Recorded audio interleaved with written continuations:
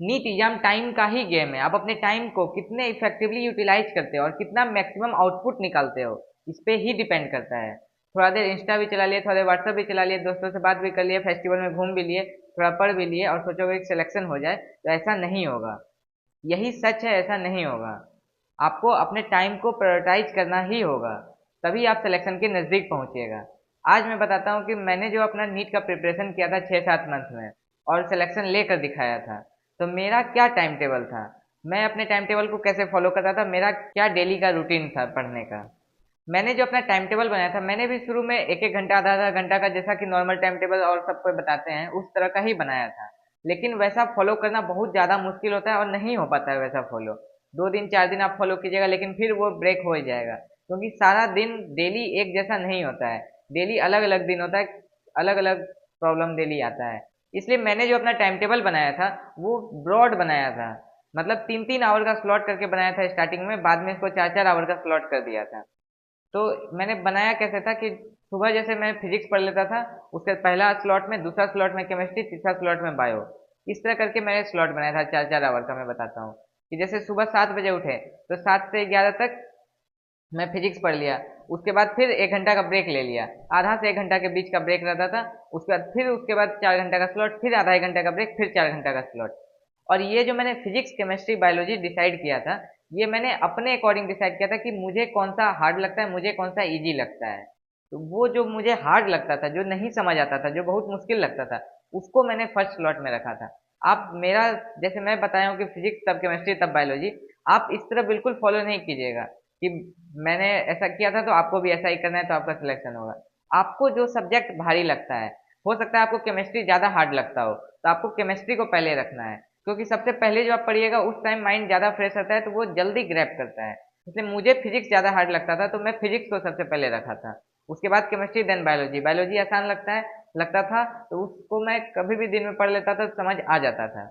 लेकिन वही फिजिक्स के साथ क्या था, वो ज़्यादा हार्ड लगता था, उसको मैं पहले पढ़ता था, क्योंकि बाद में अगर पढ़ने बैठे फिजिक्स, तो पहले ही अपना हार्ड लग रहा है, ऊपर से पढ़ने का और मन नहीं रखता था, क्योंकि पहले इतना पढ़ लिए, दिमाग सेचुरेट कर जाता था, तो और कुछ नहीं समझ आता था। इसलिए मैंने फिजिक्स को पहले रखा था। तो आपको अपने अकॉर्डिंग सब्जेक्ट को रखना है आगे पीछे। आपको अगर केमिस्ट्री हार्ड लगता है तो आप केमिस्ट्री पहले रखिए। आपको बायो अगर हार्ड लगता है, बायो में क्वेश्चन सॉल्व नहीं होता है, तो आपको बायो को ऊपर रखना है, किसी का कॉपी नहीं करना है। और आप चाहे तो इस तरह फॉलो कर सकते हैं, ये ज़्यादा कन्वीनियंट रहता है 3-3 आवर 4-4 आवर का स्लॉट बनाना। न कि आधा 1 घंटा का स्लॉट, आधा घंटा ही पढ़ लिया, फिर आधा घंटा, फिर आधा घंटा, इस तरह करके नहीं होता है। नहीं, तो जैसे आपका स्टडी आवर, जैसे एक बार लगातार बैठ के आप कितना देर पढ़ सकते हैं, जैसे आपका 2 ही घंटा है, तो आपको, जो मैंने बताया कि 4 आवर का स्लॉट है, तो आपको 4 आवर जबरदस्ती नहीं करना है। आप 2 आवर अगर बैठ पाते हैं तो स्टार्टिंग में आप 2 आवर का ही बनाइए स्लॉट। 2 आवर का बनाइए, फिर थोड़ा सा गैप गैप ले लीजिए 5-10 मिनट का, फिर 2 आवर का बनाइए।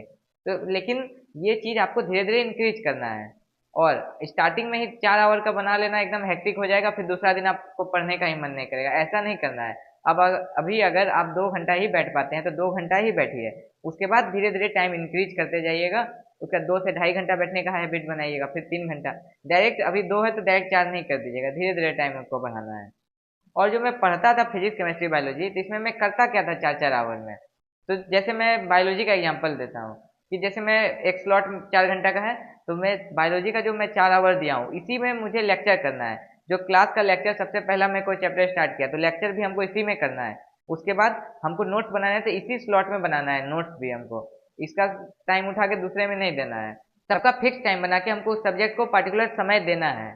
फिजिक्स के लिए है तो फिजिक्स के लिए ही देना है, केमिस्ट्री के लिए तो केमिस्ट्री के लिए ही देना है। जैसे मैं बायोलॉजी का बताया कि मुझे 4 आवर जो मैंने स्लॉट निकाला, उसी में मुझे क्लास भी करना है, लेक्चर करना है सब्जेक्ट का, और नोट्स भी हमको उसी 4 आवर में बनाना है। क्वेश्चन प्रैक्टिस जो मुझे करना है उसी 4 आवर में करना है, और एनसीईआरटी का जो रीडिंग करना है उसी 4 आवर में करना है। एनसीईआरटी कितनी इंपॉर्टेंट है ये तो हम सभी को पता है, और एनसीईआरटी को अच्छे से पढ़ते भी होगे। और उसी एनसीईआरटी की लाइन से क्वेश्चन गलती करके आते हो मॉक टेस्ट में, और अगर ड्रॉपर हो तो नीट एग्जाम में भी गलती करके आए होगे।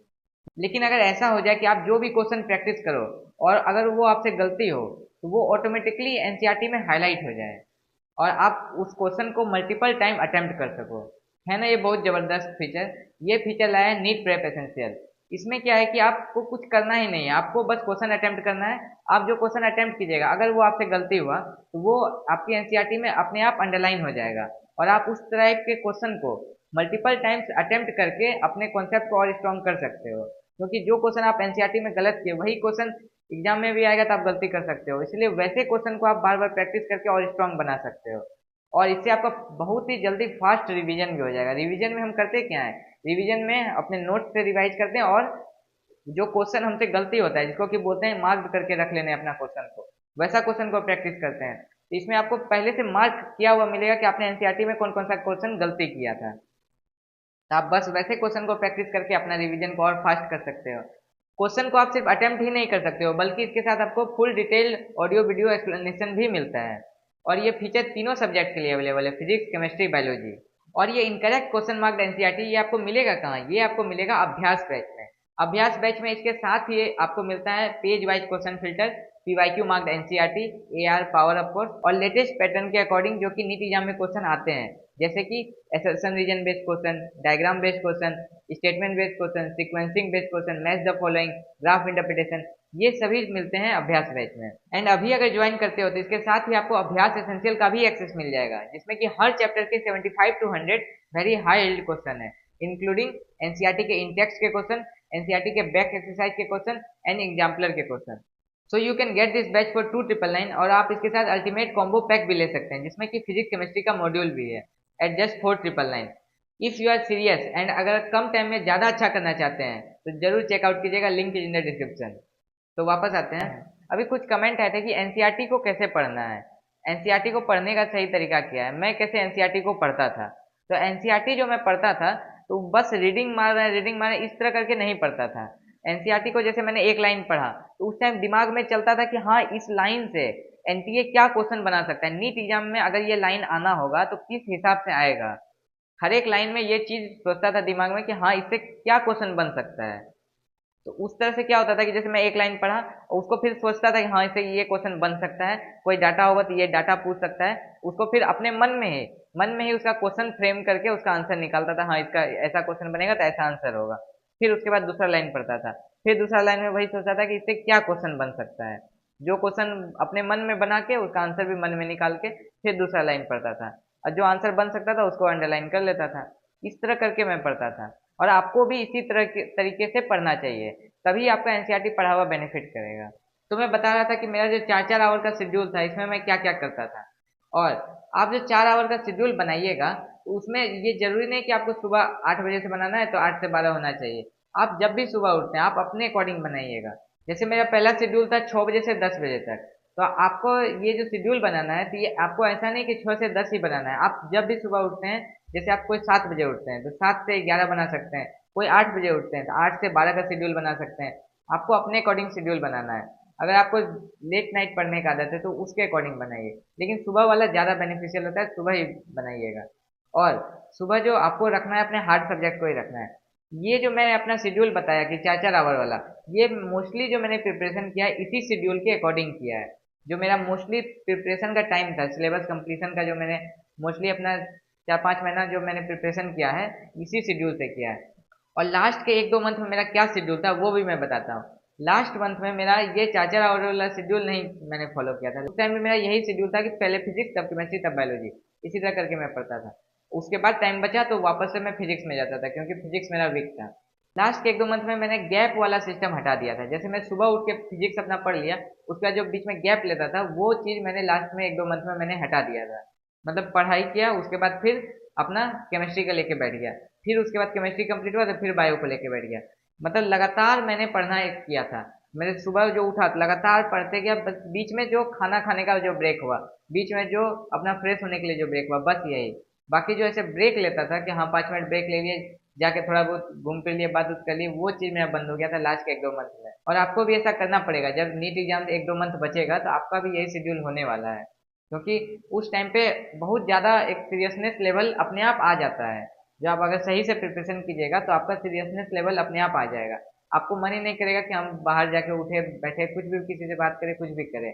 आपको लगेगा कि हाँ हमको सिलेबस कंप्लीट करना है जल्दी से जल्दी, और हमको रिवीजन करना है, टेस्ट देना है, सब चीज़ दिमाग में चलते रहेगा।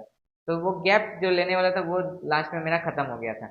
लगातार भी मैंने बैठ के 8 घंटा 10 घंटा लगातार एक साथ बैठ के भी पढ़ा है।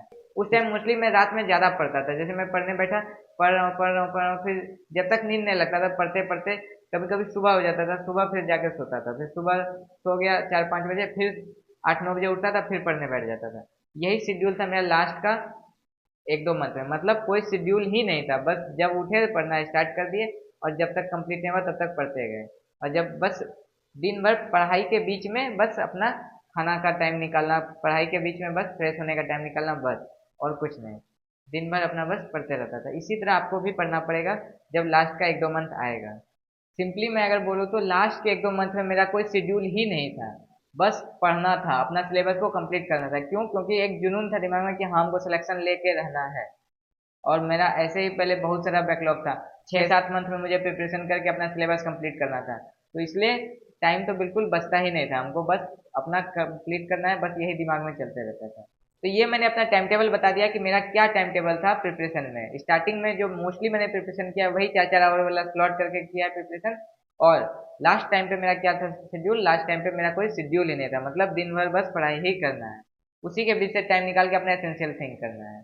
एंड लास्ट में आपसे एक बात बोलना चाहूंगा कि जितना ज्यादा पढ़ोगे उतना ज्यादा नंबर नहीं आते हैं, जितना ज्यादा बार पढ़ोगे उतने ज्यादा नंबर आते हैं। Study less but repeatedly.